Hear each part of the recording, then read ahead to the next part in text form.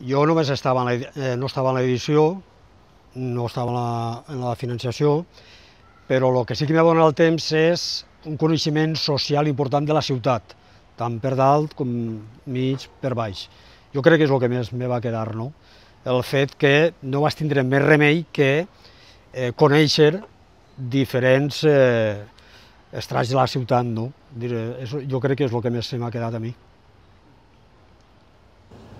No sé, jo durant un temps m'ho vaig passar tan bé perquè era ser periodista de pel·lícula, que estaves fins a les tantes escrivint, rient en el de davant, fumant, bueno, no? El que arribàvem a riure, després així, o sigui, tota una vida que era una pel·lícula en aquest moment, bueno, clar, a més érem molt joves, i que realment tenies llibertat per escriure del que et rotara. Jo crec que vaig aprendre molt a escriure, perquè no? Podies escriure del que volgueres, en extensió, es publicava, t'ho comentaven, hòstia, era brutal, clar, en un diari jo venia del País, havia estat un any i pico escrivint allí i molt a més, però no era el mateix, allí era més limitat, diguem, així podia fer el que volia, bueno, em llegia menys gent, òbviament, però era molt més divertit i participaves de decisions, bueno, pareixia que participaves, no? Després hi havia...